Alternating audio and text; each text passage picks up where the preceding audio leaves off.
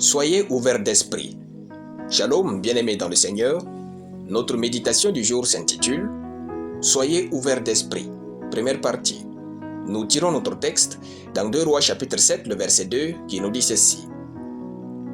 L'officier sur la main duquel s'appuyait le roi répondit à l'homme de Dieu.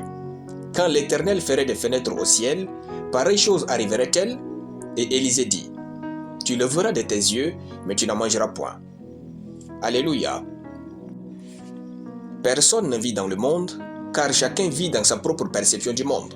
Il faut donc de l'ouverture d'esprit et de la capacité de se remettre en cause pour vivre dans ce monde, jouir de la vie et se connecter harmonieusement aux autres.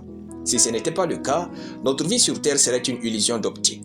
Le monde n'est ni vous, ni ce que vous pensez. Soyez ouverts d'esprit. Dans notre verset du jour, il y avait une grande famine en Israël, au point où les femmes commencèrent à manger leurs enfants par tontine. Quand le roi apprit ce type de tontine, il fut très irrité et convoqua urgemment l'homme de Dieu Élisée pour résoudre cette situation. Élisée leur rendit ministère et dit « Ainsi parle l'Éternel. Demain, à cette heure, on aura une mesure de fleur de farine pour un cycle et 2 mesures d'orge pour un cycle à la porte de Samarie. » 1 Roi chapitre 7, le verset 2.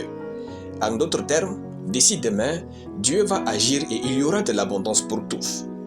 À l'écoute de ces paroles, l'officier sur la main duquel s'appuyait le roi répondit à l'homme de Dieu. « Quand l'Éternel ferait des fenêtres au ciel, pareille chose arriverait-elle » Et Élisée lui dit « Tu le verras de tes yeux, mais tu n'en mangeras point. » Cet officier avait un esprit fermé.